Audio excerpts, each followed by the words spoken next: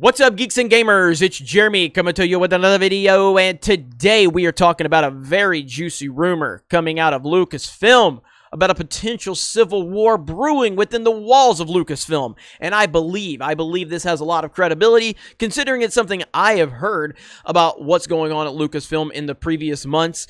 When you have, what I have heard is you have the old school Star Wars, OG side at Lucasfilm. Then you have this new feminist side, this SJW side that Kathleen Kennedy has brought in. And when you have those two equations, it's almost logical to think that they're going to have a big problem at some point when it comes to the forward vision of Star Wars. Also, it comes from WDW Pro, so this is someone that has seemed to have some really good inside information in terms of what's going on at Disney. So again, we're going to jump right into it. If you're new to the channel, please like the video, comment below, share the video, subscribe to the channel. Please watch the entire video. It helps on watch time. I try not to stretch these videos out any further than they need to be. Sometimes they go 7-8 minutes, sometimes they go 10-12, whatever. I just try to talk, be entertaining, and shut up. So let's get into it right here over on Bounding Into Comics.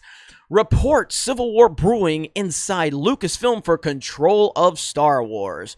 A new rumor details there is an internal power struggle happening at Lucasfilm over control of Star Wars and the franchise's creative direction. The rumor comes from WDW Pro on the WDW Magic forums. Those are some really popular forums. WDW Pro obviously stands for Walt Disney World. I'm a big Walt Disney World fan, and so I follow a lot of these forums and a lot of these discussions. We have a theme park channel, Park Hoppin'. You can go subscribe to that if you want. In the post titled "What to Watch Going into the Earnings Report," dated Monday, May the 4th, WDW Pro primarily discusses the Disney parks and the ideas that Disney has been tossing around on how they might be able to reopen during the you-know-what. However, WDW Pro also details an internal power struggle over the control of Star Wars at Lucasfilm.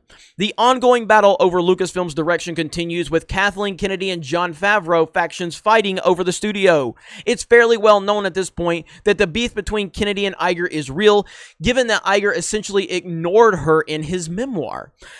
They continue, "It's also hard to lose sight of how many projects Kennedy has seen fail at Lucasfilm. Resistance, Forces of Destiny, Galaxy of Adventure, Solo, hashtag Solo lost money.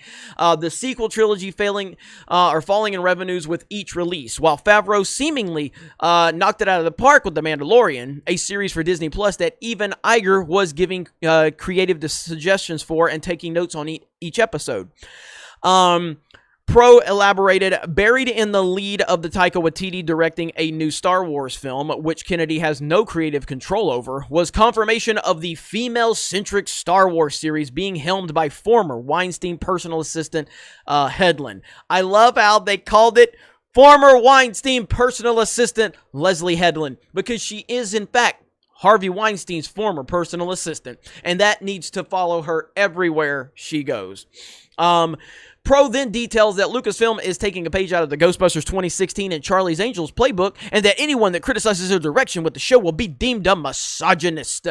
They explain, "Be ready, because it looks almost certain that a new narrative is being pushed by Kennedy loyalists in Lucasfilm." And of course, like I said, Kennedy brings in these left-wing nut jobs. This is what they do. And the narrative is that Hedlund was only personal assistant for a year, and that being against her and her series is misogynistic, mean, and unfair. Boy, it sounds pretty accurate, doesn't it, based on everything we have seen up to this point. Pro notes that Disney at large doesn't want this conflict. Again, this is a conflict that Disney doesn't want. They don't want conflict over a hire that lavishly praised Weinstein, deleted hundreds of tweets at the same time as a leak about her project, and made no dirt about Iger and Eisner. While Pro believes there is a storm brewing at Lucasfilm, they do indicate that Kennedy is well positioned to outlast it, as she has done time and time again. With all of that said, Kennedy has essentially gotten her way time after time, outplaying Iger, even if she has been hammered by segments of the fans, mostly by hiring and developing strong loyalty within her brand. And then they talk about Clownfish TV, and I'll link back to this video. Clownfish is fantastic. Geeky Sparkles and Neon do a great job. So I'll link back to this video, but Geeky Sparkles had a great rant in this video that you want to check out. So I will put this in the description. But then we get into, criticism of Headland as showrunner for the series has already been rebuffed by the likes of people like John Campea. Towards the end of April, Campea responded to the then rumors of Headland taking over the show, calling her critics man babies, in an obvious reference to Rian Johnson. Of course, Campea is repeating the talking points that he is supposed to repeat because he is an NPC. That is what he does, and I covered that here on this channel, roasted the hell out of him. He stated, now listen, I can already hear the man babies crying about, why is it female-centric? There is an agenda. Let's just put that to bed and not touch this again, shall we? They've already got 3 other series that are all male-led. And, of course, I took care of Campea. Aaron Cummings took care of it, actually, and I covered that story. But, I mean, look, this is not a surprise for anybody that's been paying attention. Now, I like Jon Favreau. I really like Jon Favreau, but it has to be noted, before we go all in on Favreau taking over on Lucasfilm, which, again, substantially better choice than Kathleen Kennedy, but so is literally any other human that has seen Star Wars. But Jon Favreau is a substantially better choice than her, but he's also the guy that gave us the terrible Lion King live-action remake. He's also the guy, and again, I feel like I'm in the minority on this, but I did not like the Jungle Book remake either. I thought it was trash. I thought it was terrible. It wasn't as bad as The Lion King, but he's also the guy that gave us Iron Man and introduced Robert Downey Jr. into the MCU, which is a legendary move. I enjoyed The Mandalorian. Mandalorian's not a game changer. It's not the greatest thing I've ever seen. It's fine. It's okay. I did enjoy it. I think that it's benefiting greatly from low expectations because of the sequel trilogy. I think that is a big aspect of why The Mandalorian is looked at the way it is. And Baby Yoda. Now, again, I like Baby Yoda. I think Baby Yoda's awesome. But you take Baby Yoda out of that show, and it does not get half of the attention that it got, in my opinion. It's still well received. It's still okay. But Baby Yoda is what elevated The Mandalorian to the next level. With that said, The Mandalorian is much better than the sequel trilogy, regardless of how bad the sequel trilogy is. But if you look at the vision of Favreau and the vision of Kennedy, I can totally see how those two scenarios could collide. But, that's... It's not, she's not going anywhere, unfortunately. I've been dealing with this for so long with Kathleen Kennedy. She, in my opinion, probably has dirt on a lot of people.